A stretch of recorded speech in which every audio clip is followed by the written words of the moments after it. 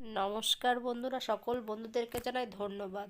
Ghosh smart কিচেনে সবাইকে স্বাগত জানাই। আজ আমি তৈরি করে দেখাবো এবছরের প্রথম এঁচোড় চিংড়ি রেসিপি। তো এঁচোড়টাকে প্রথমে কেটে জলের মধ্যে ভিজিয়ে রাখবো। কড়াই গরম করে শুকনো লঙ্কা তেজপাতা ফোড়ন দিয়ে দিলাম।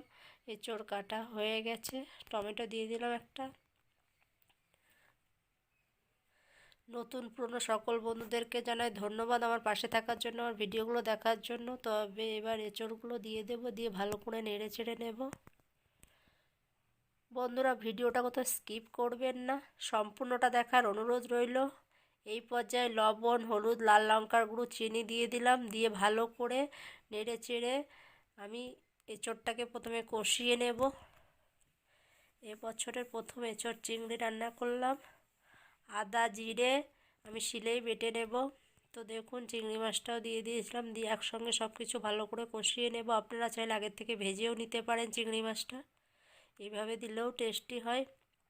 তো দেখুন, ভালো করে নেড়ে চেড়ে কষিয়ে অল্প একটু জল দিয়ে দেব। এরকম আরও নতুন নতুন রান্নার রেসিপি পেতে আমার চ্যানেলটা সাবস্ক্রাইব করে রাখবেন। যদি ভালো লাগে সবার মধ্যে লাইক কমেন্ট শেয়ার করে দেবেন। এবছরের প্রথম এঁচোড় চিংড়ি রেসিপি। ভালোভাবে কষিয়ে জল দিয়ে দেব, দিয়ে সেদ্ধ হয়ে গেলে নামিয়ে পরিবেশন করব। ঝোলটা অনেকটাই কমে আসবে। একবার হলো বাড়িতে এভাবে ট্রাই করবেন, কমেন্টে জানাবেন কেমন হলো। তো দেখুন বন্ধুরা, রেডি হয়ে গেছে এঁচোড় চিংড়ি রেসিপি। আমি নামিয়ে পরিবেশন করলাম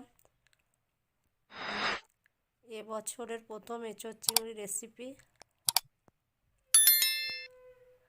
ভালো লাগলে অবশ্যই লাইক কমেন্ট শেয়ার করবেন।